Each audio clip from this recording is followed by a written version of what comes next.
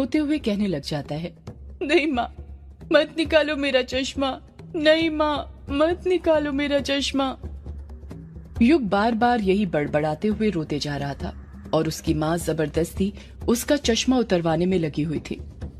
नहीं माँ, मत निकालो मेरा चश्मा, नहीं माँ, मत निकालो मेरा चश्मा। यही बड़बड़ाते हुए युग अपने बचपन की अतीत की यादों से बाहर आ जाता है और हकीकत में भी यही बड़बड़ाने लग जाता है।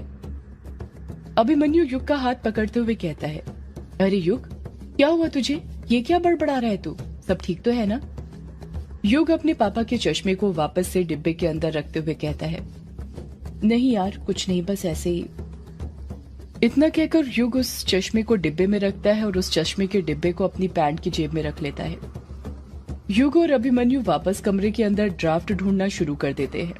कायर और कछुआ दरवाजे की दहलीज पर खड़े होकर दरवाजे पर पहरा दे रहे थे, इस डर से कि यक्षिणी कहीं दरवाजा बंद न कर दे। कायर कछुए की तरफ मुंह करके खड़ा हुआ था तो कछुआ कायर की तरफ। युग और अभिमन्यु कमरे के अंदर रखे रैक्स की किताबों के अंदर ड्राफ्ट ढूंढ ही रहे थे कि तभी कायर का फोन बजने लग जाता है। रिंगटोन बजने की आवाज सुनाई देती है, आमी जे तुम्हार, शुदु जे तुम्हार, आमी जे तुम्हार, शुदु जे सो तुम्हार। कायर अपना मोबाइल जेब में से निकालता है तो मोबाइल की स्क्रीन पर देखता है कि बिंदु का कॉल आ रहा था। वो फिर से बिंदु का फोन कट कर देता है। कछुआ ये बात नोटिस कर लेता है और कायर के मजे लेते हुए कहता है, एक बात बता कायर, तेरा क्या बिंदु के साथ कोई झगड़ा वगड़ा हो गया है? कायर बिना कुछ सोचे झट से जवाब देता है, नहीं तो, तुझे ऐसा क्यों लग रहा है कि बिंदु और मेरे बीच झगड़ा हुआ है? कछुआ हंसते हुए कहता है, अगर झगड़ा नहीं हुआ है तो उसका फोन क्यों नहीं रिसीव कर रहा? जरूर कुछ तो बात है जो तू मुझे नहीं बता रहा है। नहीं यार, कुछ बात नहीं है, बस ऐसे ही मेरा मन नहीं है। और तूने ही तो कहा था ज्यादा भाव मत दिया कर वरना लड़कियां सिर पर चढ़ जाती हैं, तो वही आजमा कर देख रहा हूं आज। बिंदु बार बार कायर को फोन किए जा रही थी और कायर हर बार बिंदु का फोन कट कर रहा था। बिंदु का बार बार फोन आते हुए देख कछुआ कायर से कहता है, यार मुझे लगता है तुझे ना बिंदु का फोन उठा लेना चाहिए, हो सकता है उसे तुझसे कुछ जरूरी काम हो, तभी तो वो बार बार तुझे फोन कर रही है, वरना आज से पहले इतनी बार, वो भी लगातार इतने कॉल बिंदु को करते हुए मैंने पहले कभी नहीं देखा। कायर फिर से बिंदु का कॉल काटते हुए अपना मुंह फुलाते हुए कहता है, हाँ बिंदु को मुझसे जरूरी काम होगा ना, और वो ये कि दुकान का राशन खत्म हो गया होगा या फिर सिलेंडर, वही लेने जाने के लिए वो मुझे याद कर रही होगी, वरना वैसे तो वो मुझे याद करती ही नहीं है, काम होता है तभी याद करती है।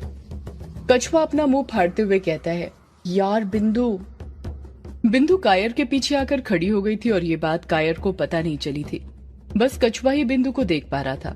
कछुआ अपनी आंखों के इशारों से कायर को समझाने की कोशिश तो कर रहा था कि उसके पीछे बिंदु खड़ी है, पर कायर कुछ समझ नहीं पा रहा था, वो अपनी बातों में ही लगा हुआ था।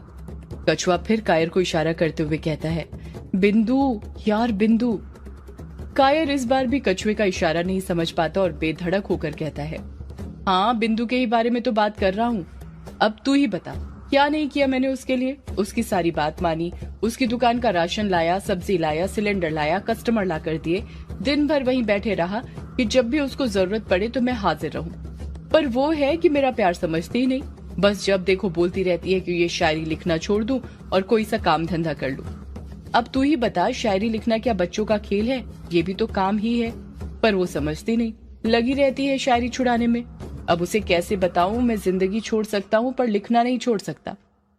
कछुआ धीरे से कहता है, अरे बिंदु यार, ये बिंदु बिंदु क्या लगा कर रखा है तूने? बोला तो नहीं उठाना उसका फोन तो नहीं उठाना, अगर तू उसका नाम बार बार मेरे सामने लेगा और मैं उसका फोन उठा लूंगा तो ये तेरी गलतफहमी है, मैं उसका फोन नहीं उठाने वाला। कछुआ फुसफुसाते हुए कहता है, पीछे मुड़ बेटा, फिर तू खुद दुनिया से उठ जाएगा, फोन उठाने की क्या बात कर रहा है? कायर पीछे मुड़ते हुए कहता है, पीछे क्या यक्षिणी है जो मैं दुनिया से उठ जाऊंगा? जैसे ही कायर पीछे मुड़ता है तो उसकी बोलती बंद हो जाती है, उसे सांप सूंघ जाता है।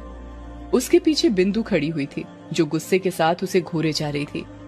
गुस्से से बिंदु का चेहरा टमाटर की तरह लाल हो गया था। बिंदु कायर पर दहाड़ते हुए कहती है, तो क्या बोल रहे थे कायर तुम, कि मैं तुम्हें सिर्फ तभी फोन करती हूँ जब मुझे काम पड़ता है? भूलो मत, कोई काम अपना मैं तुमसे फ्री में नहीं कराती। इसके बदले में कितनी बार तुमसे खाने के पैसे नहीं लिए मैंने। ये सोचकर जाने दो, दोस्त है, वक्त आने पर काम कर देता है मेरा। पर तुम तो कुछ और ही निकले। असली सच्चाई तो आज मेरे सामने आई है। कल से मेरी दुकान के आसपास भटकना भी मत तुम, वरना खौलता हुआ तेल डाल दूंगी तुम्हारे ऊपर, समझे? कायर हिचकिचाते हुए कहता है, बिंदु तुम मुझे गलत समझ रही हो। कायर अपनी बात पूरी करता उससे पहले ही बिंदु फिर उसे खरी खोटी सुनाते हुए कहती है, चुप, एकदम चुप। तुम्हें जितना बोलना था तुमने बोल लिया, अब मैं बोलूंगी और तुम सुनोगे। कायर एकदम चुप हो जाता है, उसकी बोलती बंद हो गई थी। बिंदु अपने मन की पूरी भड़ास निकालते हुए कहती है, तो क्या बोल रहे थे तुम कि जब देखो मैं बोलती रहती हूँ कि शायरी छोड़ दो। ये सब मैं अपने भले के लिए नहीं बल्कि तुम्हारे भले के लिए ही बोलती हूँ, समझे? तुम खुद ही बताओ कि आज तक क्या मिला है तुम्हें ये शायरियां बोलकर? सिर्फ वो चिल्लर पैसे जो तुम्हें वो स्कूल के बच्चों से मिलते हैं। क्या तुम्हें लगता है उतने पैसों से घर चल सकता है?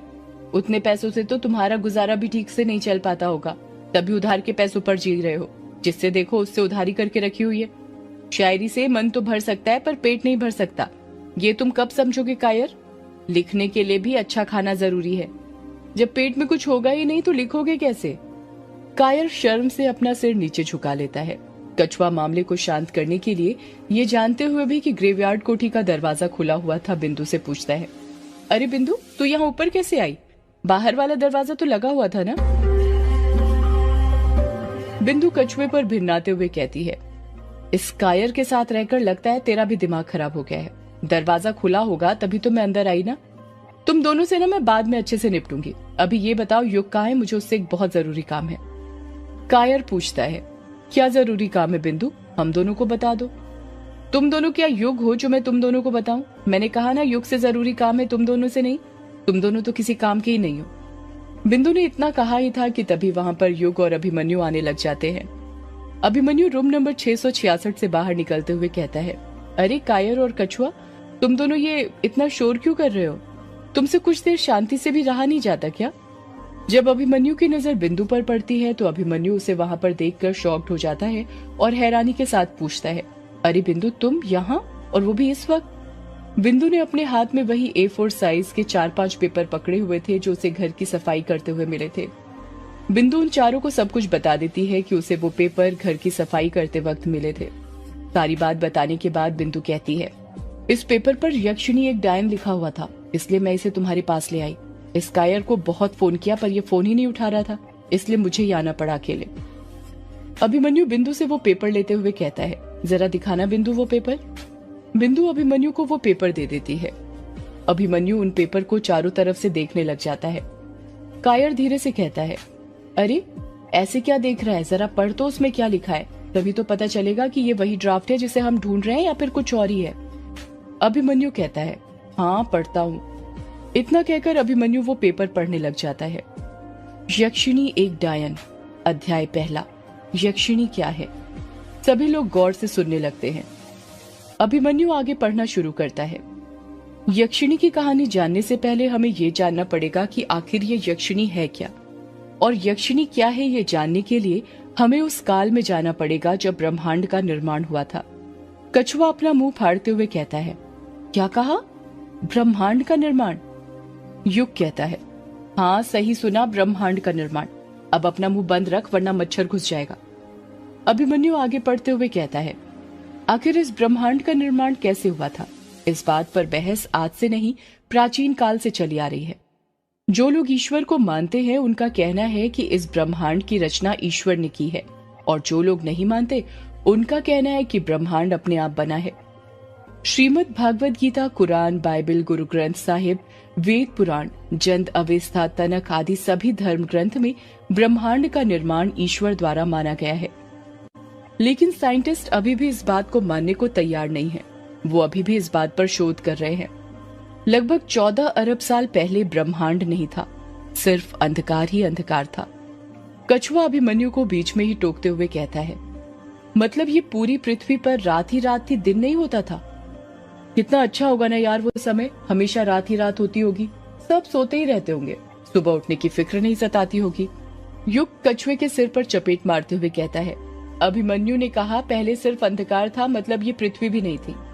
जितना मैंने पढ़ा है कि आज से 13.7 से 14 अरब साल पहले ब्रह्मांड का जन्म हुआ था। उस समय ब्रह्मांड में सिर्फ हाइड्रोजन और हीलियम ही मौजूद था। तारों और ग्रहों का किसी का भी उस समय कोई अस्तित्व तक नहीं था। जब ब्रह्मांड अपने जन्म से 100 मिलियन साल पुराना हुआ तो तारों का बनना शुरू हुआ था, जिसमें केवल हाइड्रोजन गैस ही मौजूद थी। कछुआ कायर को घूरते हुए कहता है, तुझे ये सब कैसे पता? इंजीनियर हूँ और इंजीनियर को सब पता होता है सिवाय इंजीनियरिंग के। अभिमन्यु आगे पढ़ते हुए कहता है, वैज्ञानिक हबल ने अपनी एक थ्योरी में ये बताया था कि ब्रह्मांड का विस्तार हो रहा है। उस समय हबल को भी अपने इस असाधारण खोज के मायने स्पष्ट नहीं थे। इस मुद्दे पर जॉर्ज ले माइत्रे और जॉर्ज गैमो ने गंभीर प्रयास किए। इन दोनों के अनुसार यदि आकाश गंगाएं बहुत तेजी से हमसे दूर भाग रही हैं, तो इसका अर्थ ये हुआ कि अतीत में किसी समय जरूर ये आकाश गंगाएं एक साथ रही होंगी। युग खुद से कहता है, इसका मतलब ये हुआ कि जिन आकाश गंगाओं को अभी हम देखते हैं, पहले वो एक साथ थे।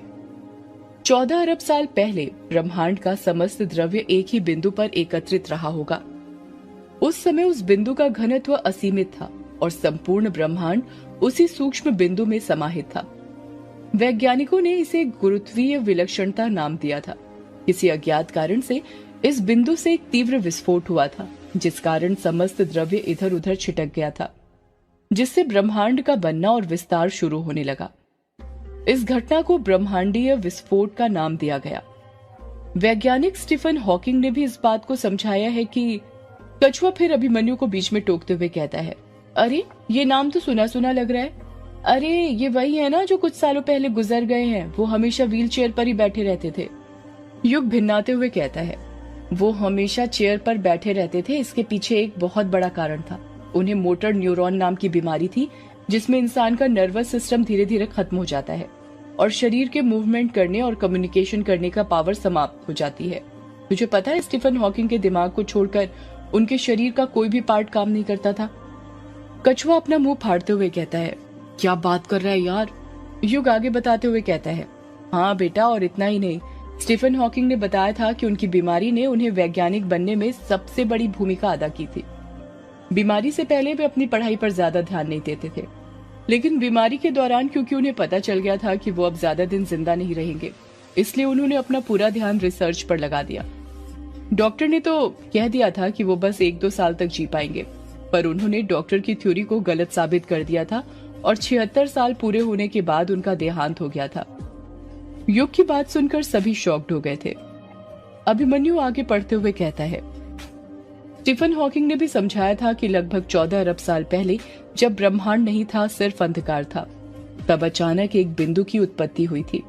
फिर वो बिंदु मचलने लगा, मतलब कंपन करने लगा। अचानक से उसके अंदर भयानक परिवर्तन आने लगे। इस बिंदु में विस्फोट होने लगे। उस बिंदु के अंदर मौजूद प्रोटॉन्स की आपसी टक्कर से अपार ऊर्जा उत्पन्न हुई। विस्फोट ने महाविस्फोट का रूप ले लिया। इस महाविस्फोट से ही ब्रह्मांड का निर्माण हुआ और अभी भी ब्रह्मांड फैल ही रहा है। इसे बिग बैंग थ्योरी कहते हैं। इतना कहकर अभिमन्यु एक लंबी सांस लेता है और फिर आगे पढ़ते हुए कहता है, अभी तक आप जो पढ़ रहे थे वो वैज्ञानिकों द्वारा बताया गया था कि ब्रह्मांड का निर्माण कैसे हुआ था, पर क्या आप जानते हैं वेदों में और पुराणों में क्या लिखा है? उनके अनुसार ब्रह्मांड का निर्माण कैसे हुआ था। अब आप यही सोच रहे हैं ना कि यक्षिणी की कहानी लिखने के बजाय मैं आपको ब्रह्मांड के बारे में क्यों बता रहा हूँ? वो इसलिए क्योंकि यक्षिणी की कहानी समझने के लिए हमारा ये समझना बहुत जरूरी है कि ब्रह्मांड का निर्माण कैसे हुआ था, क्योंकि यक्षिणी ब्रह्मांड में उपस्थित अनेक लोक में से ही किसी एक लोक से आई है। सदियों से है पुरानी ये है यक्षिणी की कहानी। यक्षिणी एक आग है, यक्षिणी तेरा ख्वाब है, यक्षिणी तेरा ख्वाब है।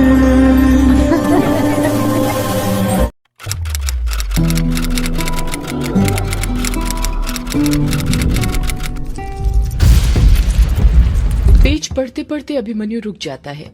बिंदु अभिमन्यु को टोकते हुए कहती है, तू रुक क्यों गया अभिमन्यु? आगे पढ़ना और बता वेदों और पुराणों के अनुसार ब्रह्मांड का निर्माण कैसे हुआ था। अभिमन्यु आगे पढ़ते हुए कहता है, हिंदू धर्म के अलग अलग ग्रंथ में अलग अलग प्रकार से ब्रह्मांड के निर्माण के बारे में बताया गया है। यदि मैं बात करूं शिव पुराण की, तो उसके अनुसार नाद और बिंदु के मिलन से ब्रह्मांड की उत्पत्ति हुई थी। यहाँ नाद का अर्थ है ध्वनि और बिंदु का मतलब है प्रकाश। इसे अनाहत या अनहत की ध्वनि कहते हैं, मतलब वो ध्वनि जो किसी आहट या टकराहट से पैदा नहीं हुई हो। ये ध्वनि आज भी सतत जारी है। इसी ध्वनि को हिंदू धर्म में ओम के रूप में व्यक्त किया जाता है। कछुआ अपना बड़ा सा मुंह करते हुए कहता है, तो अच्छा यहाँ से आया था ओम। अभिमन्यु पढ़ना जारी रखता है। वेदों के अनुसार ईश्वर ने ब्रह्मांड नहीं रचा, ईश्वर के होने से ब्रह्मांड रचाता गया। उसका होना ही इतना जबरदस्त था कि सब कुछ होता गया। हमारी आत्मा उस ईश्वर का ही प्रतिबिंब है। ये ब्रह्मांड पंच कोशों वाला है, जहाँ सभी आत्माएं किसी न किसी कोश में निवास करती हैं। उपनिषद के अनुसार ब्रह्मा, ब्रह्मांड और आत्मा ये तीन तत्व हैं। ब्रह्मा शब्द ब्रह धातु से बना है, जिसका अर्थ बढ़ना या फुट पड़ना होता है। ब्रह्मा वह है जिससे संपूर्ण सृष्टि और आत्माओं की उत्पत्ति हुई है, या जिसमें ये फूट पड़े हैं। दुनिया की उत्पत्ति, स्थिति और विकास का कारण ब्रह्मा ही है।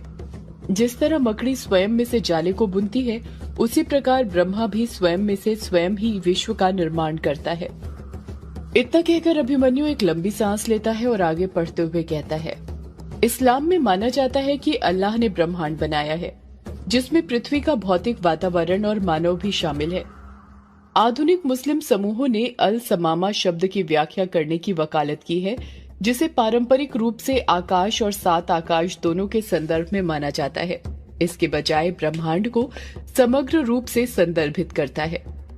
वहां पर मौजूद सभी लोग अभिमन्यु को एकटक नजर से देख रहे थे और उसकी बातें गौर से सुन रहे थे।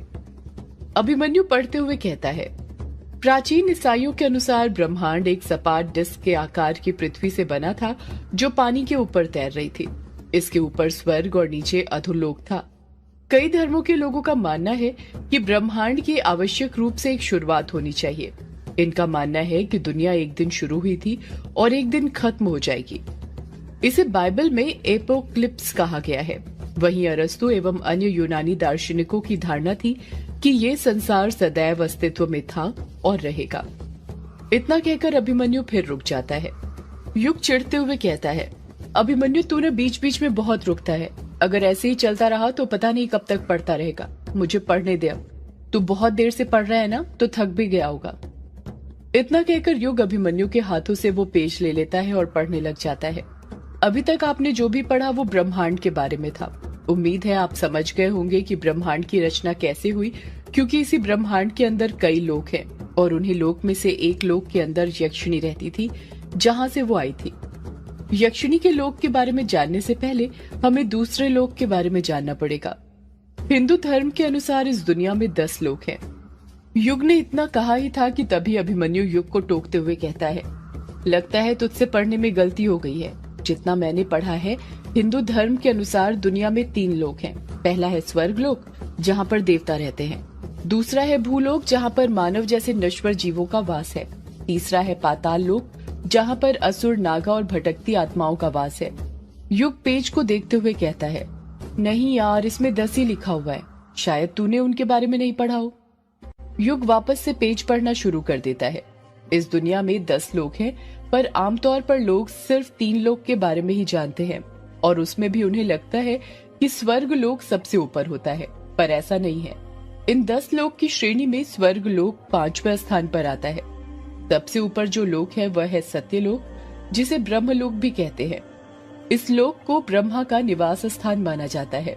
ब्रह्मा के साथ सत्यलोक में सरस्वती और अन्य आध्यात्मिक हस्तियां रहती हैं, जिन्होंने अनंत काल तक तपस्या करने और भौतिक जगत से मोह छोड़ने के बाद इस लोक में अपना स्थान सुनिश्चित किया है। बिंदु बीच में ही युग को टोकते हुए कहती है, भौतिक जगत मतलब हमारी दुनिया। इसका मतलब पहले ब्रह्मा जी भी हमारे ही लोक में रहते थे। कायर कहता है, लगता तो ऐसा ही है, और हाँ, वो भी अपनी अर्धांगिनी सरस्वती जी के साथ। युग आगे पढ़ते हुए कहता है, दूसरा लोक है तपोलोक, जो सत्यलोक से 12 करोड़ योजन की दूरी पर स्थित है। तपोलोक में चारों कुमार सनद, सनक, सनंदन और सनातन रहते हैं। कछुआ बीच में ही युग को टोकते हुए कहता है, यार ये चारों कुमार कौन है? कोई राजकुमार है क्या? और ये योजन क्या है? युग पेज पढ़ते हुए कहता है, यार इन चारों के बारे में तो इसमें नहीं लिखा है, पापा ने सीधे अगले लोक के बारे में लिखा है। अभिमन्यु कुछ याद करते हुए कहता है, अरे मुझे याद आया कछुए, ये चारों कुमार कोई राजकुमार नहीं बल्कि भगवान विष्णु जी के पहले अवतार माने जाते थे। ये चारों कुमार ज्ञान शक्ति को दर्शाते हैं। इन्हें कुमार इसलिए कहा जाता है क्योंकि ये अनश्वर है, मतलब इनकी मृत्यु नहीं होती है। इनका शरीर मात्र 5 साल के बच्चे का है। अपनी पवित्रता के कारण ये कुमार ब्रह्मलोक और भगवान विष्णु जी के स्थान वैकुंठ में आराम से आ जा सकते थे। कछुआ हैरानी के साथ अभिमन्यु से पूछता है, तुझे कैसे पता ये सब? अभिमन्यु शर्माते हुए कहता है, अब थोड़ी बहुत धर्म की जानकारी मुझे भी है, मैंने भी पढ़ा है, आखिर अभिमन्यु हूं मैं, भूलो मत। युग वापस से पेज पढ़ते हुए कहता है, तीसरा है जनलोक, जो तपोलोक से 8 करोड़ योजन दूर है। इस लोक में विराज नामक देवगण निवास करते हैं। जनक लोक से 2 करोड़ योजन नीचे महर लोक है, जहाँ ऋषि मुनि रहते हैं। इस लोक पर रहने वाले महर्षियों द्वारा अलग अलग लोक पर जाने की गति इतनी अधिक थी कि आधुनिक विज्ञान भी उसे समझ नहीं सकता है। महान भृगु मुनि भी इसी लोक में ही रहते हैं। इस स्थान पर रहने वाले लोगों की जीवन आयु ब्रह्मलोक के 1 दिन के बराबर अर्थात 4.32 अरब वर्ष है। कछुआ शॉक्ड होते हुए कहता है, क्या कहा? जीवन आयु 4.32 अरब वर्ष? मतलब वो लोग अरबों साल तक जिंदा रहते हैं। मैं तो ना अपनी वर्चू जी को लेकर उसी लोक में सेटल हो जाऊंगा, फिर हम 100 साल से भी ज्यादा जी पाएंगे। बूढ़े होने में 2 अरब साल तो लग ही जाएंगे। तब तक पता नहीं हम वहां मिलकर कितने बच्चे पैदा कर लेंगे। एक लोक तो फिर हम खुद ही अपना अलग बना लेंगे और नाम रखेंगे उसका वर्चू छवा लोक। कायर बिदकते हुए कहता है, वर्चू छवा लोक ये कैसा नाम है ना एंटीक नाम? कैसे नहीं होगा, मैंने अपना और अपनी वर्चू जी का नाम मिलाकर जो बनाया है। वर्चस्विनी का वर्चू और कछुआ का छवा को मिला देंगे तो हो जाएगा ना वर्चू छवा। बिंदु चिढ़ते हुए कहती है, कछुए तू ना अपनी बकवास बंद कर, जब देखो बक बक करते रहता है। युग तू आगे पढ़ना, मैं तो यक्षिणी के लोक का इंतजार कर रही हूँ बेसब्री से। पता नहीं आखिर उनके लोक में क्या खास बात होगी। युग आगे पढ़ते हुए कहता है, जनक लोक से नीचे है स्वर्ग लोक। इसके बारे में तो आप सभी जानते ही होंगे। इस लोक में 33 करोड़ देवी देवताओं का स्थान है। बौद्ध धर्म में इन 33 करोड़ देवी देवताओं को त्रयः त्रिंसत कहा जाता है। अभिमन्यु युग को बीच में ही टोकते हुए कहता है, युग यहाँ पर तेरे पापा से भी लिखने में गलती हो गई है। वो 33 करोड़ देवी देवता नहीं बल्कि 33 प्रकार के देवी देवता होंगे। धर्म ग्रंथों में देवताओं की 33 कोटि बताई गई है, करोड़ नहीं। मैं समझाता हूँ कैसे। जिस प्रकार एक ही शब्द को अलग अलग स्थान पर प्रयोग करने पर अर्थ भिन्न हो जाता है, उसी प्रकार देव भाषा संस्कृत में कोटि शब्द के 2 अर्थ होते हैं। संस्कृत में कोटि का मतलब प्रकार और करोड़ दोनों होता है, पर यहाँ कोटि का अर्थ प्रकार है, करोड़ नहीं। अगर हम धर्म ग्रंथों को खंगालेंगे तब भी कुल 33 प्रकार के देवी देवताओं का वर्णन मिलता है। इन 33 कोटि देवी देवताओं में 8 वसु, 11 रुद्र, 12 आदित्य, इंद्र और प्रजापति शामिल हैं। कुछ शास्त्रों में इंद्र और प्रजापति के स्थान पर 2 अश्विनी कुमारों को 33 कोटि देवताओं में शामिल किया गया है। कछुआ अपना मुंह फाड़ते हुए कहता है, तूने तो कुछ ज्यादा ही शास्त्रों को पढ़ लिया है यार, इतना तो मुझे भी नहीं पता। युग पढ़ना जारी रखता है। स्वर्गलोक के राजा इंद्र हैं। स्वर्गलोक पृथ्वी के बीचों बीच स्थित मेरु पर्वत पर मौजूद है, जिसकी ऊंचाई 80,000 योजन है। पश्चिमी देशों में इस स्थान को हेवन और इस्लाम में जन्नत कहा जाता है, जिसका जिक्र अन्य बहुत सी सभ्यताओं में मिलता है। अभिमन्यु एक्साइटेड होते हुए कहता है, यार तुम्हें पता है, मैंने पढ़ा है कि स्वर्गलोक में कई अलौकिक वस्तुएं हैं, जिनमें आसमान में उड़ने वाले दैवीय विमान, समुद्र मंथन से उपलब्ध हुई कामधेनु गाय भी है। कहते हैं कि वहाँ पर एक चमत्कार कल्प वृक्ष भी है, जो लोगों की सभी मनोकामनाएं पूरी करता है। कछुआ फिर बीच में बोल पड़ता है, फिर तो मुझे वहाँ पर जाना ही पड़ेगा। उस जादुई कल्प वृक्ष से अपनी वर्चू जी को मांगूंगा और वो मुझे मिल जाएगी। पटाने के लिए ज्यादा मेहनत नहीं करनी पड़ेगी जितनी अभी करनी पड़ रही है। कायर हंसते हुए कहता है, कछुए उसके लिए तुझे मरना पड़ेगा, पर मरने के बाद भी तू स्वर्गलोक नहीं जा पाएगा, पता है क्यों? कछुआ झट से पूछता है, क्यों? कायर ठहाका मारते हुए कहता है, क्योंकि स्वर्ग में वो लोग जाते हैं जिन्होंने पुण्य किए हो, और तू तो बहुत बड़ा पापी है, तुझे तो 100% नरक ही मिलेगा, जहाँ पर तुझे खौलते हुए तेल में तला जाएगा। कछुआ भी कायर के मजे लेते हुए कहता है, खौलते हुए तेल में मुझे तला जाएगा या नहीं ये तो मुझे नहीं पता, पर इतना पता है कि यदि कल से तू बिंदु की दुकान के पास भी भटका तो तुझे जरूर खौलते हुए तेल में तल दिया जाएगा। अपनी बेइज्जती होती देख कायर चुप हो जाता है। युग आगे बढ़ते हुए कहता है, छठवां लोक जो मैं आपको बताने जा रहा हूँ उसका नाम है भूवर लोक। इसमें मनुष्य से थोड़ा ऊपर और देवताओं से नीचे की श्रेणी वाली शख्सियत रहती है। ये लोग देवताओं के संपर्क में रहते हैं और मनुष्य लोक में भी विचरण करने के लिए स्वतंत्र हैं। ये विभिन्न तरीकों से देवताओं की सहायता करते हैं। अगर इनके कर्म और मेहनत अच्छे होते हैं तो इनको देवताओं का पद भी मिलता है, और अगर अच्छे ना हो तो मनुष्य या उससे नीचे का जन्म मिलता है। इतना कहकर युग एक लंबी आह भरता है और आगे बढ़ते हुए कहता है, भूवर लोक से 1 करोड़ योजन नीचे है ध्रुव लोक, जहाँ पर आकाश गंगाओं विभिन्न तारामंडलों का स्थान है। हर लोक में वैकुंठ नामक दूध का सागर होता है, जहाँ भगवान विष्णु श्वेत द्वीप नामक द्वीप पर रहते हैं। ध्रुव लोक में वैकुंठ पूर्वी दिशा में स्थित है, जिसे क्षीरोदित्य विष्णु का निवास स्थान माना जाता है। कहते हैं जब सभी लोक नष्ट हो जाएंगे तब भी ध्रुव लोक का अस्तित्व बरकरार रहेगा। युग पढ़ ही रहा था कि तभी उसे ऐसा लगता है जैसे कोई उसके पीछे खड़ा है, इसलिए युग पढ़ते पढ़ते रुक जाता है। युग को अचानक से रुकता हुआ देखकर बिंदु पूछती है, क्या हुआ युग, तू पढ़ते पढ़ते रुक क्यों गया? जल्दी पढ़ना और मुझे यक्षिणी के लोक के बारे में बता। युग बिंदु के सवाल का कुछ जवाब नहीं देता है और पीछे मुड़ने लग जाता है। जब वो पीछे मुड़ता है तो देखता है उसके पीछे कोई नहीं था सिवाय रूम नंबर 666 के, जिसके अंदर घना अंधेरा छाया हुआ था। युग को लग रहा था जैसे कोई उस अंधेरे कमरे में खड़ा हुआ हो और उनकी सारी बातें सुन रहा हो। युग के मन में आता है कि वो एक बार कमरे के अंदर होकर आए, पर वो कोई फैसला कर पाता उससे पहले ही अभिमन्यु उसे टोकते हुए कहता है, अरे युग तू रुक क्यों गया? मजा आ रहा था यार, अभी मुझे बोल रहा था कि मैं बहुत रुक रुक कर पढ़ता हूँ और अब खुद को देख रुक गया।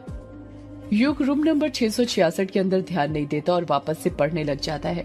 8वां लोक सप्तऋषि लोक है, जो ध्रुव लोक से 1 लाख करोड़ योजन नीचे स्थित है। इस लोक में सप्तऋषि निवास करते हैं, इसी कारण इसे सप्तऋषि लोक कहते हैं। हिंदू धर्म के सबसे महत्वपूर्ण 7 ऋषियों का समूह अनंत काल से इस लोक में रहता है। 9वां लोक है नश्वर लोक, जिसे भूलोक भी कहा जाता है। युग पढ़ ही रहा था कि कछुआ उसे फिर टोकते हुए कहता है, भूलोक मतलब ये वही लोक है ना जहाँ पर हम रहते हैं, अपना पृथ्वी लोक? अभिमन्यु जवाब देते हुए कहता है, हाँ ये वही लोक है जहाँ पर तुझ जैसे पापी रहते हैं, जो अपनी जरूरतों के लिए पृथ्वी को नुकसान पहुंचाते रहते हैं। युग पढ़ना जारी रखते हुए कहता है, भूलोक में पाप और पुण्य के फेरे में उलझे इंसान रहते हैं, जो पूरी तरह देवताओं और ईश्वर की निगरानी में अपना जीवन व्यतीत करते हैं। 10वां लोक है पाताल लोक। असुरों के शासन में पाताल लोक का संचालन होता है। इस स्थान पर भी नकारात्मक ताकतें निवास करती हैं, जिनका स्वर्ग तक पहुंचने का रास्ता भूलोक से होकर गुजरता है। बिंदु बिचकते हुए कहती है, यार युग तूने तो 10 लोक के बारे में पढ़ लिया, पर अभी तक तो इसमें यक्षिणी के लोक के बारे में जिक्र ही नहीं किया तेरे पापा ने। मुझे तो लग रहा था 10वां लोक ही यक्षिणी का लोक होगा, पर वो तो पाताल लोक निकला। फिर यक्षिणी का कौन सा लोक है? कायर जानबूझकर बिंदु का साथ देते हुए कहता है ताकि बिंदु की नाराजगी कम हो जाए। हाँ युग, मुझे भी यही लग रहा था कि 10वां लोक यक्षिणी वाला होगा। बिंदु कायर से अपनी नजरें फेर लेती है। युग कायर और बिंदु को टोकते हुए कहता है, रुको तो यार, तुम वहाँ पढ़ने तो दो मुझे पहले पूरा। अगर पापा ने शुरू में कहा था कि यक्षिणी का कोई सा लोक होता है तो जरूर इसमें उसके बारे में लिखा होगा। युग वापस से पेज पढ़ते हुए कहता है, ये तो थे 10 लोक जिसके बारे में ग्रंथों में बताया है, पर अब मैं आपको एक ऐसे लोक के बारे में बताने जा रहा हूँ जिसके बारे में कहीं नहीं लिखा, और उस लोक का नाम है यक्षिण लोक। कछुआ अपना मुंह फाड़ते हुए कहता है, अच्छा तो यही वो लोक है जहाँ से यक्षिणी आई थी। युग पढ़ना जारी रखता है। यक्ष का शाब्दिक अर्थ होता है जादू की शक्ति। यक्षिण लोक में यक्ष और यक्षिणी रहा करते हैं। इस लोक में रहने वाले पुरुषों को यक्ष और स्त्रियों को यक्षिणी कहा जाता है। इनके पास कई अलौकिक शक्तियां और ताकतें होती हैं। ये एक प्रकार से प्रेत ही हैं जो भूमि में गड़े हुए गुप्त धन के रक्षक हैं। इन्हें निधिपति भी कहा जाता है। युग पढ़ते पढ़ते रुक जाता है। अभिमन्यु कहता है, क्या हुआ, रुक क्यों गया? युग कहता है, यार आगे के वर्ड समझ में नहीं आ रहे कि क्या लिखा हुआ है, इनकी इंक निकल गई है। कायर कहता है, अरे उसे छोड़, आगे पढ़ना, कुछ तो समझ में आ रहा होगा ना, वही पढ़ दे। युग उन पेज को अपनी आंखों के नजदीक लाकर पढ़ते हुए कहता है, भक्षानर, भक्षानर। कछुआ हैरानी के साथ कहता है, क्या कहा, भक्षानर, ये क्या होता है? सदियों से है पुरानी, ये है यक्षिणी की कहानी। यक्षिणी एक आग है, यक्षिणी तेरा ख्वाब है, यक्षिणी तेरा ख्वाब है।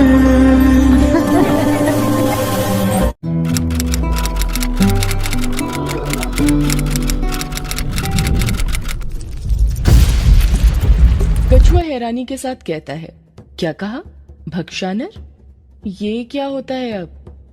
अभिमन्यु कछुए के सवाल का जवाब देते हुए कहता है, यार ये भक्षानर का नाम तो मैं भी पहली बार सुन रहा हूँ, मुझे भी इसके बारे में कुछ नहीं पता।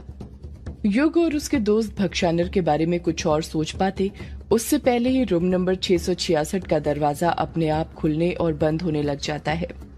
रूम नंबर 666 का दरवाजा अपने आप चरमराने लग गया था। कछुआ दरवाजे को देखते हुए हकलाते हुए कहता है, यार ये भक्षानर का नाम लेते ही दरवाजे को क्या हो गया, कहीं यक्षिणी आ तो नहीं गई? कछुए की बात का कोई कुछ जवाब नहीं देता है, क्योंकि दरवाजे को अपने आप हिलता हुआ देखकर सबकी जान वैसे ही हलक में आ गई थी। अभिमन्यु को लगता है कि कमरे के अंदर जो खिड़की लगी हुई थी उससे हवा के झोंके आ रहे होंगे, तभी दरवाजा हिल रहा होगा। यही देखने के लिए वो कमरे के अंदर झट से घुस जाता है। युग अभिमन्यु को रोकने के लिए अपना हाथ आगे बढ़ाने ही वाला था कि उससे पहले ही अभिमन्यु कमरे के अंदर घुस गया था। कायर हिचकिचाते हुए कहता है, यार ये अभिमन्यु बिना बताए कमरे के अंदर क्यों चला गया? इसे ऐसे कमरे के अंदर नहीं जाना चाहिए था। बिंदु डरते हुए कहती है, युग अभिमन्यु को लेकर आ युग, वरना पता नहीं वो यक्षिणी उसके साथ क्या करेगी। भूलो मत, यक्षिणी को इसी कमरे में कैद किया गया था, कहीं वो अभिमन्यु को भी कैद न कर दे। अभिमन्यु को लेने के लिए युग भी अंधेरे कमरे के अंदर घुस जाता है। जब अभिमन्यु कमरे के अंदर घुसता है तो देखता है कि कमरे के अंदर अब जरा सा भी उजाला नहीं था। गहरा अंधेरा छाया हुआ था। कुछ समझ ही नहीं आ रहा था कि कौन सा सामान कहाँ पर रखा हुआ था। अभिमन्यु जैसे तैसे अपना अंदाजा लगाकर टेबल के पास पहुंचता है जहाँ पर खिड़की बनी हुई थी। जब अभिमन्यु वहां पर पहुंचता है तो उसे अपनी आंखों पर यकीन नहीं होता है। जो खिड़की युग ने उजाले के लिए खोली थी वो बंद हो चुकी थी। अभिमन्यु मन ही मन सोचने लग जाता है कि खिड़की अपने आप बंद कैसे हो गई, इसे तो मेरे सामने युग ने खोला था, और यदि ये बंद है तो हवा के झोंके कहाँ से आ रहे हैं, दरवाजा अपने आप इतनी तेज हिल कैसे रहा है। अभिमन्यु के दिमाग में ये सब सवाल चल ही रहे थे कि तभी कोई पीछे से उसका हाथ पकड़ लेता है। अभिमन्यु घबरा जाता है। वो डर डर कर पीछे मुड़ने लगता है। जब वो पीछे मुड़ता है तो देखता है कि उसका हाथ और किसी ने नहीं, युग ने पकड़ा हुआ था। युग हड़बड़ाते हुए कहता है, तू बिना बताए अंदर क्यों आ गया ऐसे, जल्दी बाहर चल। अभिमन्यु अपने हाथ से खिड़की की तरफ इशारा करते हुए कहता है, यार ये खिड़की अपने आप बंद कैसे? अभिमन्यु ने इतना ही कहा था कि तभी दरवाजा जोरों से अपने आप खुलने और बंद होने लग जाता है, जिसे देखकर अभिमन्यु की बोलती बंद हो जाती है। युग अभिमन्यु का हाथ पकड़ते हुए कहता है, जल्दी बाहर चल, वरना वो यक्षिणी हमें इसी कमरे के अंदर बंद कर देगी। लगता है वो नहीं चाहती कि हम उसकी कहानी जाने, तभी वो ये सब कर रही है। इतना कहकर युग अभिमन्यु को लेकर दरवाजे की ओर जाने लग जाता है। वो दोनों फुर्ती के साथ कमरे से बाहर निकल जाते हैं। युग वो ड्राफ्ट पेपर उसके नजदीक खड़े कछुए के हाथ में थमाता है और अपने दोनों हाथों से दरवाजा बंद करने लग जाता है। दरवाजा बंद करने में भी युग को कड़ी मशक्कत करनी पड़ रही थी, पर जैसे तैसे वो दरवाजा बंद कर देता है और वो लोग चैन की सांस लेने लग जाते हैं। युग और उसके दोस्तों के दिल की धड़कन काफी हद तक अभी नॉर्मल हुई थी, तभी वो दरवाजा जो युग ने लगाया था अपने आप खुल जाता है, जिसे देखकर वहां मौजूद सभी की आंखें फटी की फटी रह जाती हैं। कायर हकलाते हुए कहता है, ये क्या, ये दरवाजा अपने आप कैसे खुल गया? अभी तो तूने लगाया था। ये हो क्या रहा है आज यहाँ पर? कायर ने इतना कहा ही था कि अचानक से रूम नंबर 666 के अंदर से तेज हवा के झोंके आने लग जाते हैं। ऐसा लग रहा था जैसे कमरे के अंदर कोई तूफान हो जिसमें चक्रवाती हवाएं चल रही थी। देखते ही देखते हवाओं के झोंके इतने तेज हो जाते हैं कि कछुए के हाथ से वो ड्राफ्ट पेपर छूट जाते हैं और हवा में उड़ने लग जाते हैं। बिंदु कछुए पर चिढ़ते हुए कहती है, अरे ये क्या कछुए, पेपर क्यों उड़ा दिए तूने?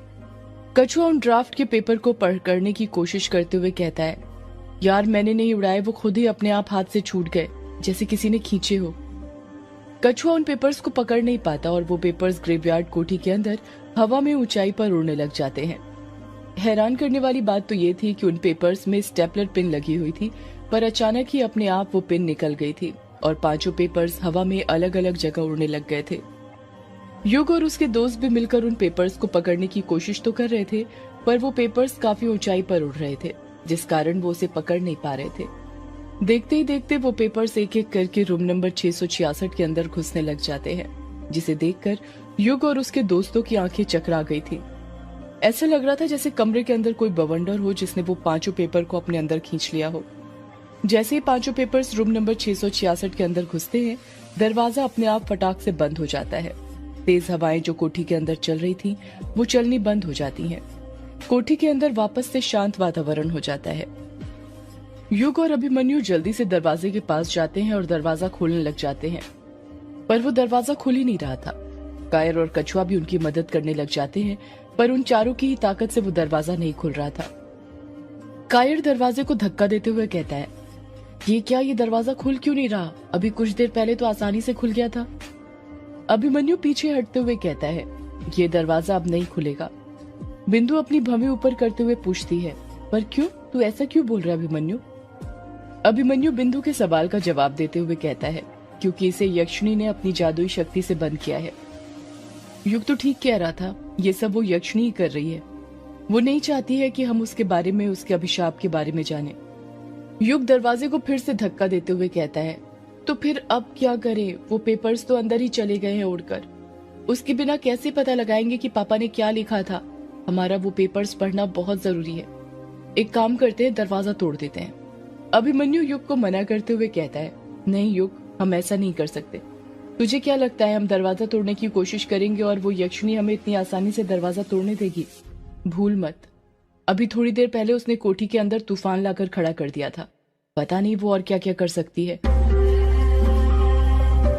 और चल मान ले हमने ये दरवाजा तोड़ भी दिया और हम अंदर भी घुस गए, पर यदि यक्षिणी ने वापस से तूफान लाकर उन पेपर्स को दूसरे कमरे में पहुंचा दिया तो हम क्या करेंगे? युग चिढ़ते हुए कहता है, तो हम क्या करें? ऐसे ही हाथ पर हाथ रखकर बैठे रहे, कुछ ना करें? ऐसे तो हम कभी यक्षिणी के अभिशाप का पता नहीं लगा पाएंगे। उसके सामने हार जाएंगे और फिर अमावस्या की रात फिर किसी की लाश नदी के किनारे पड़ी मिलेगी। अभिमन्यु युग को समझाते हुए कहता है, युग तू इतनी टेंशन क्यों ले रहा है? अभी अमावस्या आने में वक्त है, उससे पहले हम यक्षिणी के अभिशाप के बारे में पता लगा लेंगे। देख, मैंने तुझे बताया था ना कि शैतानी शक्तियां रात के वक्त ज्यादा ताकतवर होती हैं। यक्षिणी इसी चीज का फायदा उठा रही है। हो सकता है कि सुबह तक उसकी शक्तियां कमजोर पड़ जाए और दरवाजा हम सुबह आसानी से खोल लें। युग को काफी हद तक अभिमन्यु की बात ठीक लगती है, इसलिए वो पलट कर कुछ जवाब नहीं देता है। कायर कुछ सोचते हुए कहता है, पर यार एक बात मुझे समझ में नहीं आ रही। हम लोग इतने दिनों से इस कोठी में रह रहे हैं, पर आज तक ऐसी कोई घटना नहीं घटी, और आज घटी भी तो इतनी अजीब। अभिमन्यु कायर के सवाल का जवाब देते हुए कहता है, वो इसलिए कायर क्योंकि अभी तक हमें यक्षिणी के बारे में कुछ पता नहीं था, पर आज उसकी जिंदगी का पहला चैप्टर खुला था।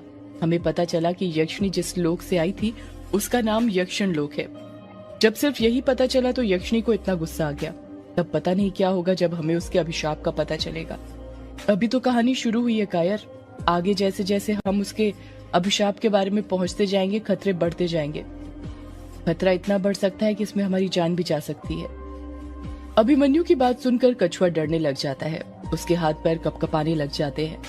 कायर कुछ सोचते हुए कहता है, पर यार ये भी तो हो सकता है जो पेज बिंदु लेकर आई हो वो युग के पापा ने लिखे ही ना हो, किसी और के हों, किसी और ने लिखे हों।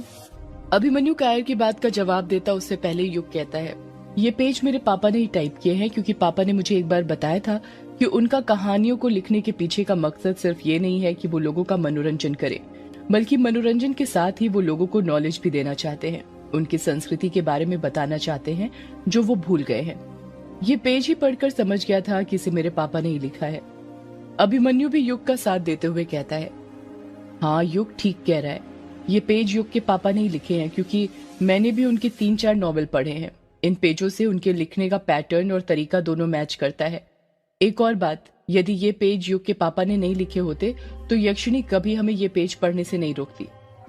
अभी तक हम वो 5 पेज पढ़ चुके होते। अभिमन्यु कायर से बात कर ही रहा था कि बिंदु का फोन बजने लग जाता है। बिंदु अपना फोन उठाते हुए कहती है, हाँ माँ बोलबो। हाँ रास्ते में ही हूँ माँ, बस आ रही हूँ। माँ अब्दुल को बताकर गई थी ना कि आने में देर हो जाएगी, उसने आपको बताया नहीं क्या? अच्छा आप गुस्सा मत करो, आ रही हूँ मैं, बस 15 मिनट में पहुंच जाऊंगी। इतना कहकर बिंदु फोन रख देती है और युग से कहती है, युग मुझे निकलना होगा, मुझे वैसे ही आए बहुत देर हो गई है, माँ मेरा इंतजार कर रही है। युग बिंदु को बाय कहने के बजाय उससे दूसरा ही सवाल पूछ लेता है, बिंदु क्या तुम्हारे घर में और भी ड्राफ्ट है मेरे पापा की किताब के?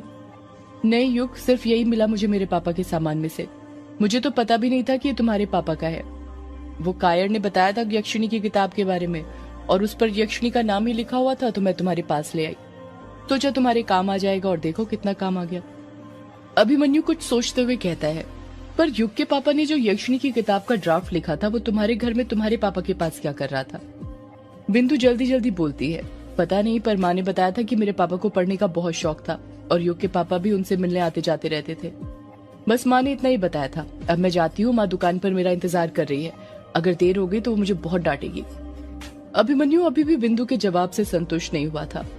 वो यही सोच रहा था कि युग के पापा ने जो यक्षिणी की किताब का ड्राफ्ट लिखा था वो बिंदु के पापा के पास कैसे पहुंचा होगा, और मान ले यदि युग के पापा ने बिंदु के पापा का वो ड्राफ्ट पढ़ने के लिए भी दिया होगा तो फिर वापस क्यों नहीं किया था, अपने पास घर पर क्यों रख लिया था? बिंदु को देर हो रही थी इसलिए वो वहां से जाने लग जाती है। कायर बिंदु को रोकते हुए कहता है, अरे बिंदु तुम अकेले कैसे जाओगी, बाहर तो अंधेरा हो गया है, तुम्हें पता है ना काले झाड़ी जंगल में बहुत सारे जंगली जानवर घूमते हैं, तुम्हें कुछ हो गया तो चलो मैं छोड़ देता हूँ तुम्हें। बिंदु कायर को मना करते हुए कहती है, नहीं कोई जरूरत नहीं है, मैं अकेले जा सकती हूँ, जंगली लोगों से जंगली जानवर लाख गुना अच्छे होते हैं, कम से कम उनके मन में खोट तो नहीं होता। अभिमन्यु की बात सुनने के बाद कछुए के मन में डर बैठ गया था और कैसे भी करके वो ग्रेवयार्ड कोठी से बाहर निकलना चाहता था, इसलिए वो कहता है, बिंदु मैं चलता हूँ तुम्हारे साथ, इस कायर को रहने दे। कायर मुंह बनाते हुए कछुए से कहता है, हाँ जैसे ये तेरे साथ सेफ रहेगी, काला झाड़ी जंगल पार करके जाना है, याद है ना पिछली बार तेरे पीछे वो जंगली सुअर लग गया था तो 1 हफ्ते तक बेड से नहीं उठा था डर के मारे, अगर सही वक्त पर मैं नहीं आया होता तो वो तेरा काम तमाम कर चुका होता। कछुआ डरते हुए कहता है, तो फिर तू भी हमारे साथ चल। बिंदु चिढ़ते हुए कहती है, मुझे तुम दोनों के साथ कहीं नहीं जाना, समझे तुम दोनों, मैं अकेले ही चली जाऊंगी। युग समझ गया था कि कायर से बिंदु नाराज है, इसलिए वो कायर का मन रखने के लिए बिंदु को समझाते हुए कहता है, नहीं बिंदु तुम्हारा अकेले जाना ठीक नहीं है, एक काम करते हैं तुम अभिमन्यु को भी अपने साथ ले जाओ, अब तो जा सकती हो ना तुम कायर और कछुए के साथ। अभिमन्यु कहता है, पर युग फिर तू इस ग्रेवयार्ड कोठी में अकेला पड़ जाएगा। युग हंसते हुए कहता है, अरे अकेले पड़ जाएगा से क्या मतलब है, मुझे इस कछुए की तरह डर थोड़ी लगता है, मेरे पापा भी तो इस ग्रेवयार्ड कोठी में अकेले ही रहते थे, आखिर मेरे अंदर भी तो उन्हीं का खून है, और रही बात यक्षिणी की तो वो मुझे कुछ नहीं करेगी जब तक अमावस्या नहीं आती, अगर उसे कुछ करना ही होता तो अब तक कर चुकी होती। बिंदु युग और अभिमन्यु के बीच में बोल पड़ती है, अरे जिसे चलना है चलो, पर जल्दी करो, देरी हो रही है मुझे। अभिमन्यु हड़बड़ाहट के साथ कहता है, हाँ चलो। अभिमन्यु कायर और कछुआ बिंदु को छोड़ने के लिए ग्रेवयार्ड कोठी से निकल जाते हैं। युग ग्रेवयार्ड कोठी में अकेला पड़ जाता है। रात के 12 बज गए थे और इस तरफ रोंकामुचा गांव में हवेली के अंदर रजनी अमोदिता के कमरे की तरफ अपने कदम बढ़ा रही थी। रजनी अमोदिता के कमरे की ओर कदम बढ़ाते हुए कहती है, मेरी तो समझ नहीं आता कि मैं इस नालायक लड़की का क्या करूं। बोला था इसे 12 बजे मेरे कमरे में आ जाना, पर 12:15 हो गए, अभी तक नहीं आई। आएगी कैसे, आराम से सो गई होगी, सोने के अलावा इसे और कुछ आता ही कहाँ है, जब देखो सोती रहती है, आलसी कहीं की। यही सब ताने देते हुए रजनी अमोदिता के कमरे के पास पहुंच जाती है। वहीं पर पहुंचकर वो देखती है कि अमोदिता के कमरे का दरवाजा टिका हुआ था। रजनी दरवाजे को धक्का देती है और वो दरवाजा खुल जाता है। जब रजनी अमोदिता के कमरे के अंदर घुसती है तो देखती है कि अमोदिता का बेड खाली पड़ा हुआ था। अमोदिता वहां पर नहीं थी। रजनी कमरा खाली देखकर शॉक्ड हो जाती है। अरे ये नालायक लड़की कहाँ चली गई, कमरे के अंदर तो नहीं है। रजनी यही सोच रही थी कि तभी उसकी नजर बेड पर बिछे फूलों की प्रिंट वाली सफेद चादर पर पड़ती है और वो देखती है कि चादर के एकदम बीचों बीच खून का धब्बा था, जिसे देखकर उसकी आंखें फटी रह गई थीं। रजनी हैरानी के साथ कहती है, ये खून कैसा? सदियों से है पुरानी, ये है यक्षिणी की कहानी। यक्षिणी एक आग है, यक्षिणी तेरा ख्वाब है, यक्षिणी तेरा ख्वाब है।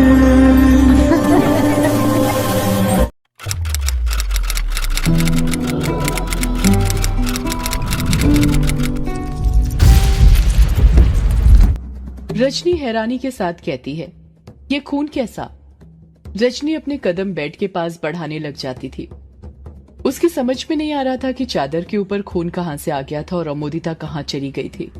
रजनी बेड के पास पहुंच जाती है और चादर के ऊपर खून की बूंद को नजदीक से देखने लग जाती है। रजनी खून की बूंद को देखते हुए खुद से कहती है, ये खून तो ताजा लग रहा है, पर है किसका और बेड के ऊपर कहां से आया? इतना कहकर रजनी खून की बूंद को छूने के लिए अपने हाथ आगे बढ़ाने लग जाती है। रजनी खून की बूंदों को छूने ही वाली थी कि तभी फ्लश की आवाज सुनाई देती है और कमरे के अंदर ही बने वॉशरूम का गेट खुलता है। उसके अंदर से अमोदिता निकलती है और रजनी को रोकते हुए कहती है, अरे माँ, तुम ये क्या कर रही हो? रजनी खून की बूंदों को बिना छुए ही पीछे मुड़ जाती है और वो देखती है कि उसके पीछे अमोदिता खड़ी हुई थी। अमोदिता की हालत बहुत ही खराब लग रही थी। उसके बाल खुले हुए थे और उसका चेहरा रूखा हुआ था। उसने काला सूट पहना हुआ था। रजनी हड़बड़ाहट के साथ अमोदिता से पूछती है, अरे अमोदिता, तू ये वॉशरूम के अंदर क्या कर रही थी और तेरी चादर पर यह खून कैसा है? अमोदिता रजनी के सवाल का कुछ जवाब नहीं देती है। वो बहुत घबरा रही थी। रजनी अमोदिता पर दबाव बनाते हुए पूछती है, अरे बता ना, मैं कुछ पूछ रही हूँ, ये खून की बूंदें कैसी है तेरी चादर पर? अमोदिता हिचकिचाते हुए कहती है, वो माँ, मेरे वो वाले दिन चल रहे हैं। रजनी धीरे से कहती है, मतलब मासिक धर्म? हाँ माँ। रजनी चिढ़ते हुए कहती है, तो नालायक लड़की, तूने मुझे सुबह क्यों नहीं बताया? वो माँ, मैं भी भूल गई थी। क्या कहा? भूल गई थी? तूने सही में बहुत बड़ी भुलक्कड़ है। कम से कम ये दिन तो याद रख लिया कर। कितनी बार बोला तुझे इन तारीखों को कैलेंडर में लाइन खींच दिया कर, पर तू सुनती कहाँ है? तुझे तो अपने मन की करनी है। अच्छा हुआ कहीं बाहर नहीं गई, वरना मुसीबत खड़ी हो जाती। वो माँ, अगली बार से याद रखूंगी पक्का। चलिए युग जी पर वशीकरण विधि शुरू करते हैं। देखिए, मैं तो तैयार भी हूँ। अमोदिता अपना सूट पकड़ते हुए कहती है, देखिए, मैंने काला सूट ही पहना है, काले जादू करने के लिए, जैसा तुमने सिखाया था। मैं तो 9 बजे सूट पहनकर तैयार होकर बैठ गई थी, पर 12 बजने का इंतजार करते करते कब मेरी नींद लग गई मुझे पता ही नहीं चला, और सोते वक्त ही मुझे वो प्रॉब्लम हो गई। तुम समझ गई होगी कि मैं किसकी बात कर रही हूँ, इसलिए वॉशरूम में चेंज करने चली गई थी। अरे मैं भी किन बातों में लगी हुई हूँ। चलिए युग जी पर काला जादू करना शुरू करते हैं। रजनी अमोदिता को मना करते हुए कहती है, नहीं, हम युग पर आज काला जादू नहीं कर सकते। अमोदिता बिचकते हुए कहती है, पर क्यों माँ? सुबह ही तो तुमने बोला था कि आज रात युग जी पर काला जादू करेंगे, उन्हें मेरे वश में करने के लिए। मैं उनकी फोटो भी तो खींच कर लाई थी और फोटो स्टूडियो जाकर वो फोटो निकलवा कर भी ले आई हूँ। पूरे 50 रुपए ज्यादा देने पड़े थे अर्जेंट में फोटो निकलवाने के लिए। हाँ नालायक लड़की, मुझे याद है, मैंने ही कहा था कि आज रात युग पर जादू टोना करेंगे। मैं तेरी तरह भुलक्कड़ नहीं हूँ जो अपने वो दिन भी भूल जाऊं, पर तूने मुझे सुबह ये कहाँ बताया था कि आज से तेरे मासिक धर्म शुरू होने वाले हैं। मासिक धर्म के दिन काला जादू नहीं कर सकते। पर क्यों माँ? क्योंकि इससे खतरा है। मैंने कहा था ना तुझे, ये जादू टोना बहुत खतरनाक चीज है। यदि इसमें सब चीजों का ज्ञान नहीं होता है तो इससे फायदे से ज्यादा कई नुकसान होते हैं। सौदाइन यदि मासिक धर्म में काला जादू करती है तो उसकी कोख सूनी रह जाती है। मतलब वो प्रेग्नेंट नहीं होती है? हाँ। अमोदिता डरते हुए कहती है, नहीं नहीं माँ, फिर मैं आज ये जादू टोना नहीं कर सकती। मैं युग जी के बच्चे की माँ बनना चाहती हूँ। अगर मैं उनके बच्चे की माँ नहीं बन पाई तो वो मुझे छोड़कर दूसरी शादी कर लेंगे, और मैं नहीं चाहती कि युग जी दूसरी शादी करे। अरे नालायक लड़की, पहले युग से शादी तो हो जाने दे। बड़ी आई बच्चे पैदा करने वाली। तू बस ख्याली पुलाव पका, समझी? आज तो रहने दे, पर अब कल रात तैयार रहना, समझी? माँ मैं कल कैसे तैयार हो सकती हूँ? तुम्हें भी तो पता है वो दिन 3 से 7 दिन तक रहते हैं। फिर कल मैं कैसे युग जी पर जादू टोना कर सकती हूँ? हाँ पता है मुझे, आखिर मैं भी तेरी ही उम्र से निकली हूँ, तू मुझे मत सिखा, समझी? देख, मेरी बात गौर से सुनना और अपने दिमाग में बिठा लेना। अमोदिता अपने सिर को दोनों हाथों से पकड़ते हुए कहती है, हाँ माँ बोलो। मैं अभी तुम्हारी बातों को अपने दिमाग में बिठा लेती हूँ। मैंने तुझे बताया था ना, हम सौदाइन को हमारी ताकत नाखून से मिलती है और वही हमारी कमजोरी होती है। हाँ माँ, मुझे बताया था, याद है मुझे। ठीक उसी तरह जब मासिक धर्म चालू होता है तो उसकी पहली रात जो होती है, बस उसी दिन हम काला जादू नहीं कर सकते, पर उसकी अगली रात से कर सकते हैं। और तुझे पता है, मासिक धर्म की दूसरी रात का जादू टोना और ज्यादा ताकतवर होता है।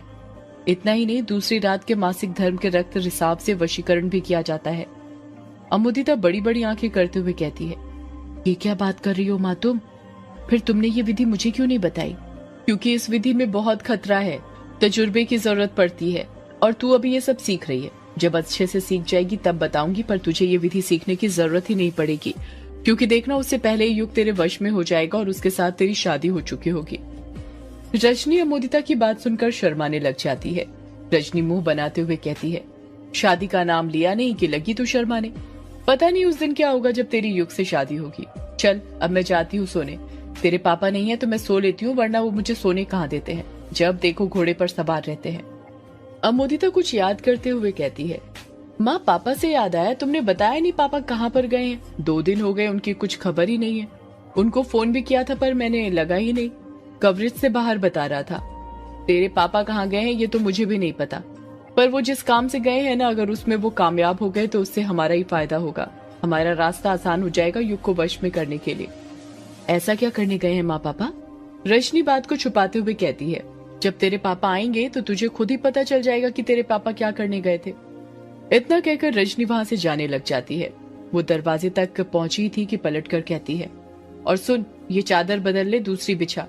मैं तो इसे कुछ और ही समझ बैठी थी, ऐसी चीजें किसी की नजरों में नहीं आनी चाहिए। अमुदिता हाँ में अपना सिर हिलाते हुए कहती है, हाँ माँ अभी बदलती हूँ। रजनी के जाते ही अमुदिता चादर बदलने लग जाती है। इस तरफ ग्रेवयार्ड कोठी के अंदर अभिमन्यु, कछुआ और कायर का इंतजार करते करते युग की सोफे पर ही नींद लग गई थी, पर वो तीनों बिंदु को छोड़कर अभी तक वापस नहीं आए थे। कोठी के अंदर खामोशी छाई हुई थी। एक गहरा सन्नाटा कोठी के अंदर कायम था। युग गहरी नींद में सो ही रहा था कि तभी उसके कानों में एक लड़की की फुसफुसाती हुई आवाज सुनाई देती है, उठो युग, उठो, वक्त आ गया है मिलन का। उठो युग, उठो, मैं तुम्हारा इंतजार कर रही हूँ। उठो युग, उठो। युग के कानों में बार बार यही आवाजें गूंज रही थी। ये आवाजें युग के कानों में इतनी बार रिपीट होती हैं कि उसकी नींद टूट जाती है। युग अंगड़ाई लेते हुए सोफे से उठकर उसी पर बैठ जाता है। युग अपने हाथों से अपने दोनों आंखें मलने लग जाता है। वो अपनी आंखें मल ही रहा था कि तभी उसकी नजर ग्रेवयार्ड कोठी के अंदर लगी पेंडुलम घड़ी पर पड़ती है। वो देखता है कि 2 बज गए थे। युग खुद से कहता है, अरे 2 बज गए, ये तीनों अभी तक नहीं आए। अब तक तो इन्हें बिंदु को उसकी दुकान पर छोड़कर आ जाना चाहिए था। ये इतना लेट कैसे हो गए? पता नहीं कहाँ रह गए। फोन करके देखता हूँ। अभिमन्यु को लगाता हूँ, वही बताएगा कि कहाँ पर रह गए। ये कायर और कछुए को तो फोन करना बेकार है। इतना कहकर युग सोफे पर से अपना मोबाइल उठाता है और अभिमन्यु को फोन करने लग जाता है। अभी युग ने अपने मोबाइल में अभिमन्यु का नंबर डायल पैड पर निकाला ही था और वो कॉलिंग के बटन दबाने ही वाला था कि तभी उसे एक लड़की की गाना गाने की आवाज सुनाई देती है, तन बदन में आग लगा दूं मैं यक्षिणी, तेरी प्यास बुझा दूं। ये गाने की आवाज सुनकर युग चकित हो जाता है। उसे अपने कानों पर विश्वास नहीं हो रहा था। युग गाना सुनने में इतना खो जाता है कि कॉलिंग का बटन दबाना भूल जाता है। लड़की की फिर से गाना गाने की आवाज सुनाई देती है, तेरा मेरा मिलन होगा जब, अभिशाप खत्म होगा तब, तेरा मेरा मिलन होगा जब, अभिशाप खत्म होगा तब। युग खुद से कहता है, अरे ये आवाज तो वही है जो मैंने उस दिन और उससे पहले भी सुनी थी, पर ये आवाज आ कहां से रही है?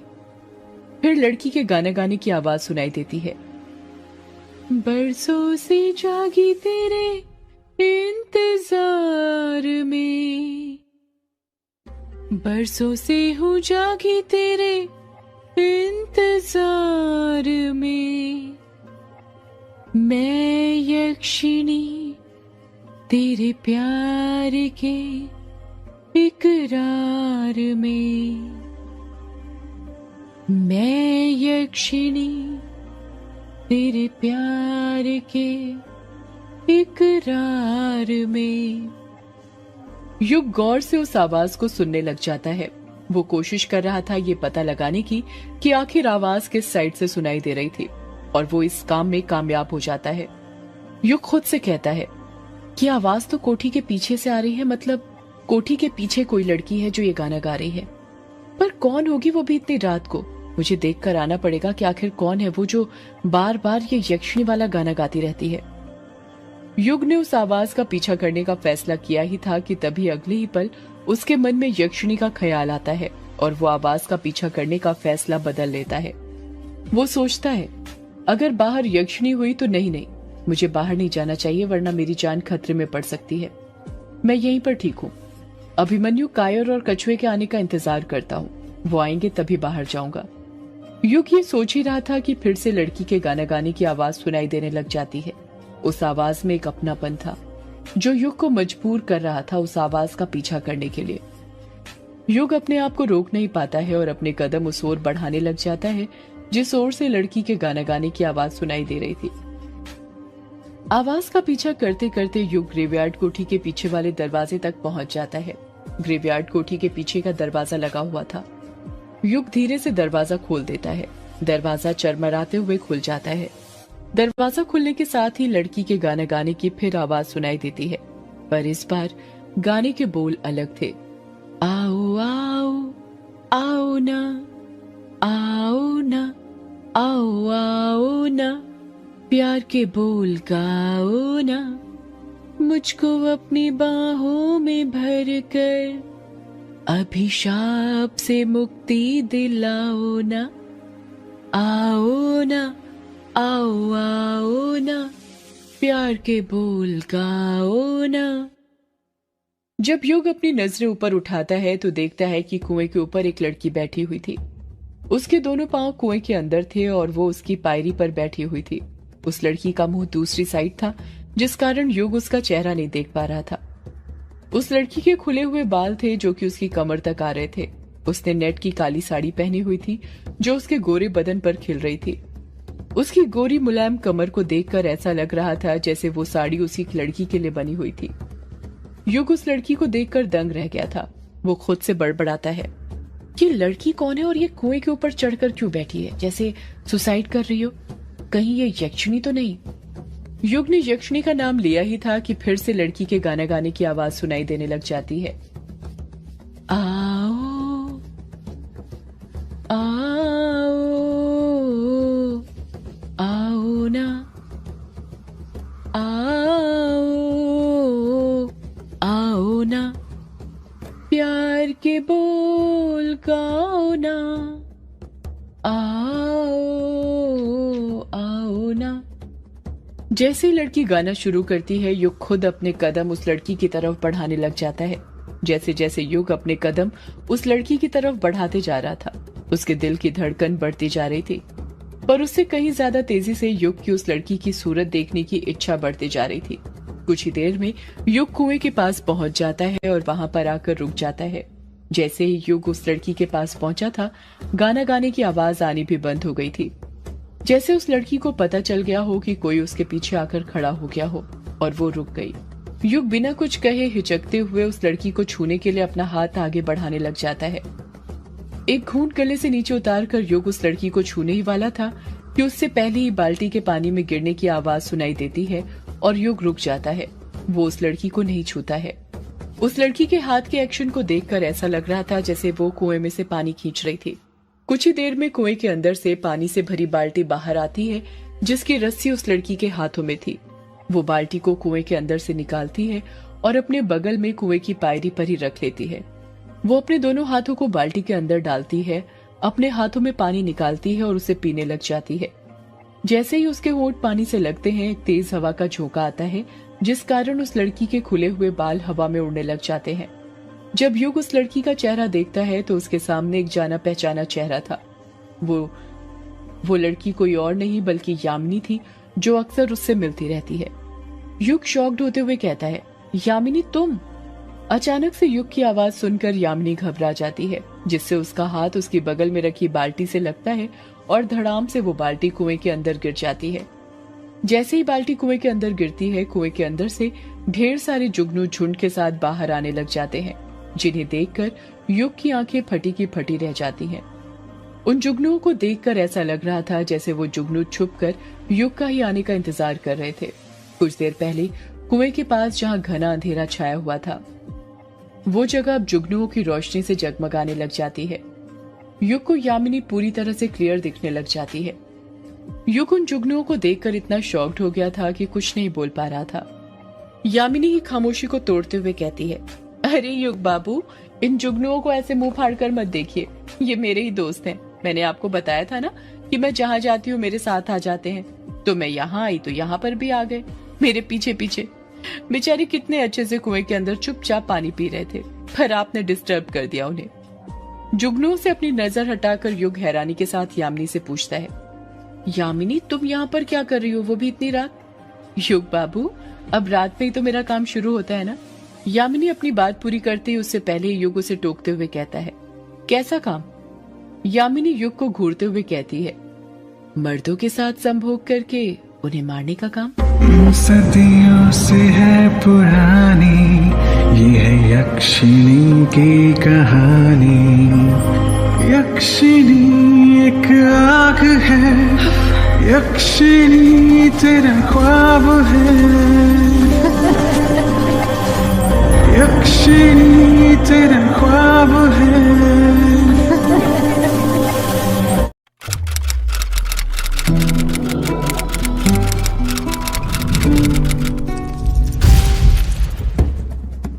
यामिनी युग को घूरते हुए कहती है, मर्दों के साथ संभोग करके उन्हें मारने का काम।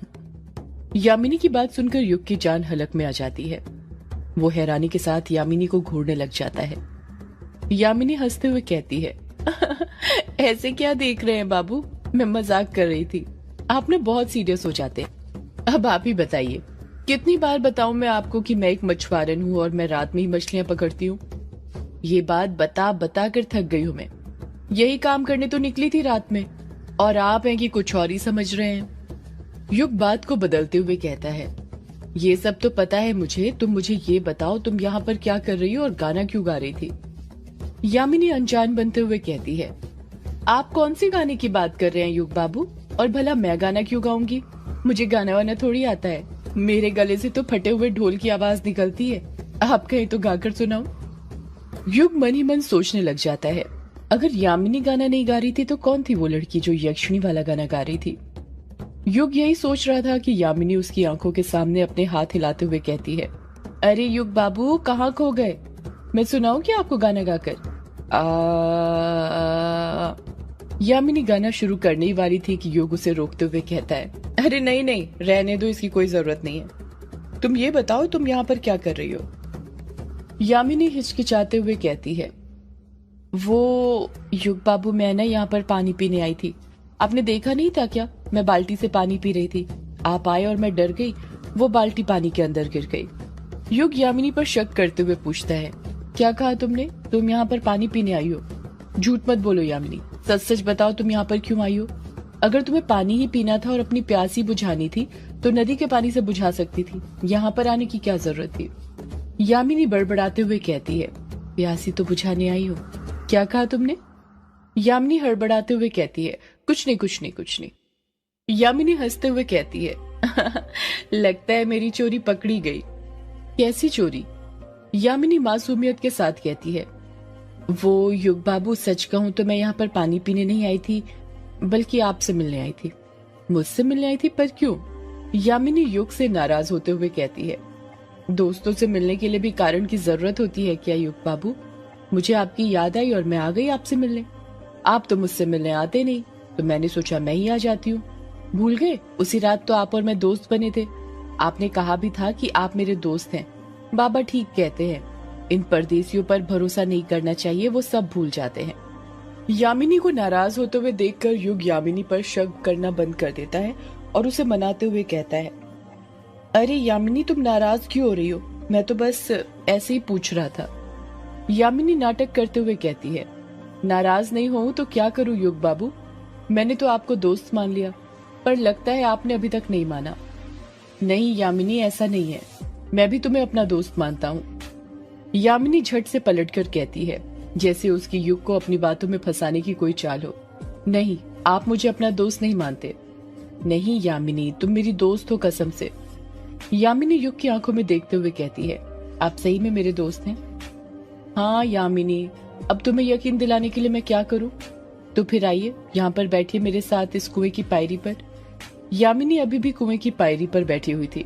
युग कुएं की पायरी को देखते हुए कहता है, अरे नहीं नहीं, मैं गिर गया तो, और तुम्हें भी वहां पर नहीं बैठना चाहिए, उठ जाओ वहां से, नीचे उतरो। युग बाबू, अभी आपने मुझे अपना दोस्त बोला था ना, और आप मेरे लिए इतना भी नहीं कर सकते? दोस्तों के साथ ही तो पागलपंती की जाती है, और मैं भी बहुत बड़ी पागल हूँ, कुछ भी करती रहती हूँ। युग यामिनी को एकटक नजर से देखता रहता है। यामिनी युग की तरफ अपना हाथ बढ़ाते हुए कहती है, डरिए मत, मैं आपको मरने नहीं दूंगी जब तक मैं न चाहूं। युग यामिनी की बात पर ध्यान नहीं देता है और उसका हाथ पकड़ लेता है। यामिनी के हाथ के सहारे कुएं की पायरी पर अपने दोनों पैर कुएं के अंदर करके बैठ जाता है। युग कुएं की गहराई देखते हुए कहता है, यामिनी, तुम्हें डर नहीं लगता यहाँ पर बैठकर? इसकी गहराई देखिए कितनी ज्यादा है, अगर गलती से भी नीचे गिर गई तो मरना तय है। यामिनी युग की आंखों में देखते हुए कहती है, युग बाबू, आपको धक्का देकर देखूं क्या, मौत होती है या नहीं, पता चल जाएगा। इतना कहकर यामिनी हंसने लग जाती है। यामिनी की हंसी देखकर युग समझ जाता है कि यामिनी उसके साथ मजाक कर रही थी। युग भी हंसते हुए कहता है, यामिनी, तुम न जब देखो मरने मारने की बातें करती रहती हो, और तुम्हारी बातों को सुनकर ऐसा लगता है तुम्हारा शिकार मैं ही हूँ, और तुम मुझे मार कर ही रहोगी। मैं इतनी जल्दी आपको मरने नहीं दूंगी युग बाबू, जब तक मैं आपको चख नहीं लेती। क्या बोला तुमने? यामिनी बात पलटते हुए कहती है, कुछ नहीं युग बाबू, मैंने कहा कुएं के अंदर देखिए, ये चांद कितना अच्छा लग रहा है ना पानी के अंदर। मेरा तो मन कर रहा है इस चांद को कुएं के अंदर ही कैद करके रख लूं। युग फिर हंसते हुए कहता है, यामिनी, तुम ना बड़ी अजीब बातें करती हो। अब भला तुम चांद को कैसे कैद कर सकती हो? उसे कैद करने के लिए जादुई शक्ति की जरूरत है, वो है क्या तुम्हारे पास? यामिनी बड़बड़ाते हुए कहती है, हाँ है ना युग जी, उस शक्ति से मैं चांद को क्या, इस पूरे ब्रह्मांड को कैद कर सकती हूँ।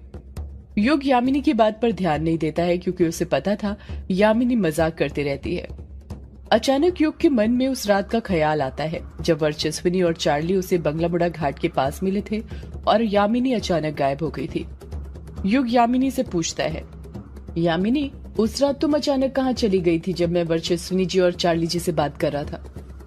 यामिनी धीरे से कहती है, युग बाबू, मैं कहीं गई नहीं थी, बल्कि झाड़ियों के पास ही छुप गई थी। युग हैरानी के साथ पूछता है, तुम छुप गई थी, पर क्यों? छुपती नहीं तो क्या करती युग बाबू? आपने खुद देखा नहीं था क्या, वो दोनों आप पर कितना शक कर रहे थे? वो तो आपको ही मोहित के खून का कातिल साबित करने में लगे हुए थे, एक के बाद एक सवाल पूछते जा रहे थे। अगर मैं भी उन्हें दिख जाती तो वो मुझे भी मुजरिम साबित करने में लग जाते, आपके साथ मिला हुआ समझ लेते, और यदि मैं उनकी बातें नहीं मानती तो झूठा केस बनाकर आपको और मुझे जेल के अंदर बंद कर देते। झूठा केस बनाकर जेल के अंदर बंद कर देते? कैसा झूठा केस? यामिनी थोड़ा शर्माते हुए जवाब देती है, युग बाबू, आप और मैं उन दोनों को वहां बंगलामुड़ा घाट पर अकेले मिले थे, और जब भी एक लड़का लड़की सुनसान जगह में अकेले मिलते हैं, वो भी रात के वक्त, तो वो क्या करते हैं? युग को अभी भी यामिनी की बातें समझ में नहीं आ रही थी, इसीलिए वो बेफिक्र होकर पूछता है, क्या करते हैं? यामिनी धीरे से कहती है, संभोग युग बाबू, और क्या? वर्चस्विनी और चार्ली हम पर झूठा केस बना देते कि ये दोनों सार्वजनिक जगह पर बिना शादी के संभोग कर रहे थे, तो फिर जाते ना आप और मैं झूठे केस में जेल के अंदर, वो भी संभोग करने के चक्कर में, जबकि संभोग आपने और मैंने किया ही ना हो। संभोग शब्द सुनकर युग आसमान में यहाँ वहां देखने लग जाता है ताकि यामिनी टॉपिक चेंज कर ले। युग की समझ में नहीं आ रहा था वो क्या बोले। एक लड़की होकर यामिनी संभोग शब्द का ऐसे यूज कर रही थी जैसे वो मामूली वर्ड हो। यामिनी युग की तरफ देखते हुए पूछती है, वैसे युग बाबू, एक बात पूछूं? सच सच बताना, झूठ मत बोलना, वरना मुझे पता चल जाएगा। हाँ पूछो यामिनी, क्या पूछना है? मैं सच ही बोलूंगा, भला तुमसे झूठ बोलकर क्या करूंगा मैं? यामिनी धीरे से पूछती है, आपकी वो जो शहर वाली गर्लफ्रेंड थी शालिनी, उसके साथ संभोग किया था या नहीं? ये सवाल सुनकर युग शॉक्ड हो जाता है।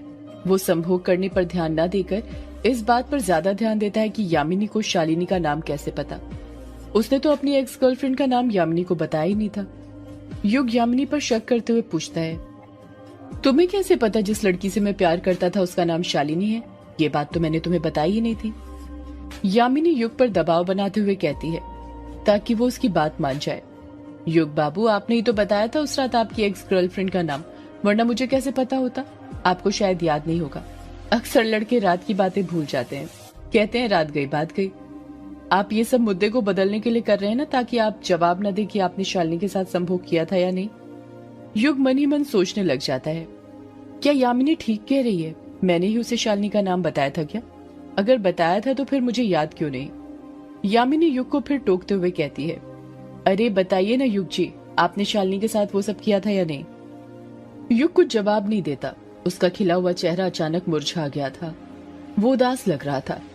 यामिनी युग के चेहरे की ये उदासी पढ़ लेती है और कहती है, आपने शालिनी के साथ नहीं किया था ना? मुझे पता था आप एक शर्मीले लड़के हो, आपने उसके साथ नहीं किया होगा।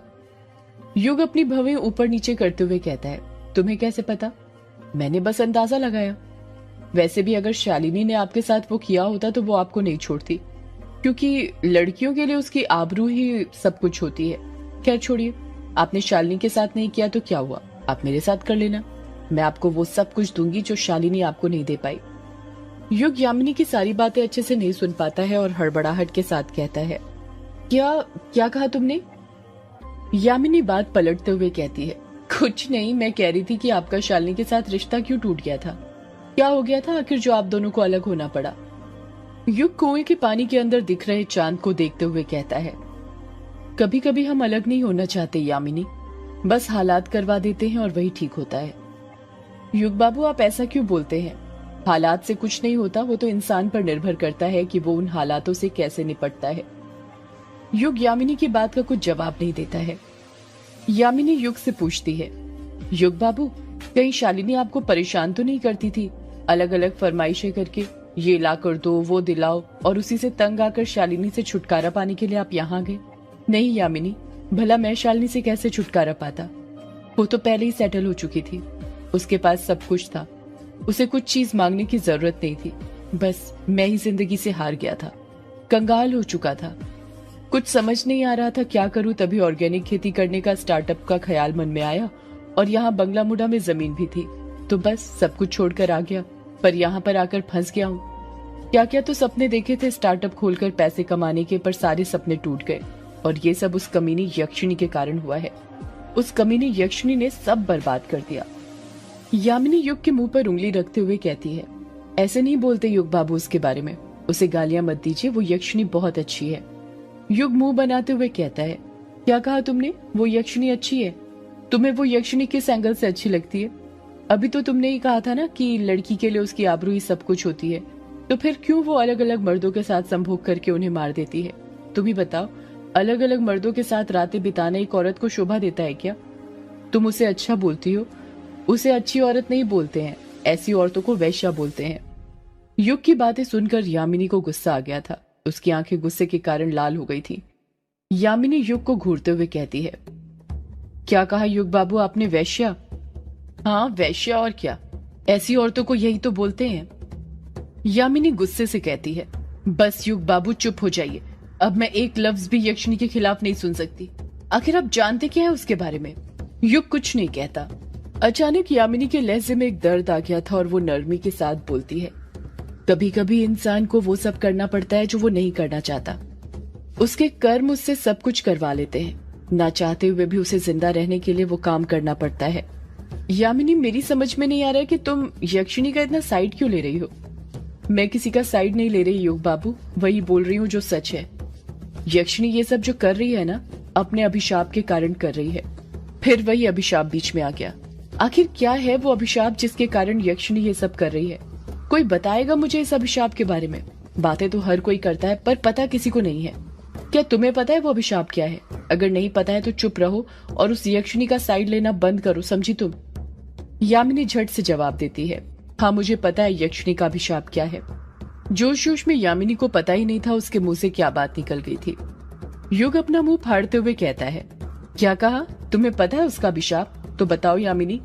यामिनी मनी मन सोचने लग जाती है, अरे ये मैंने क्या बोल दिया, मुझे ये नहीं बोलना चाहिए था। यक्षिणी एक गायन का अगला episode with realistic visuals exclusively on MC Doge YouTube channel. सदियों से है पुरानी ये है यक्षिणी की कहानी।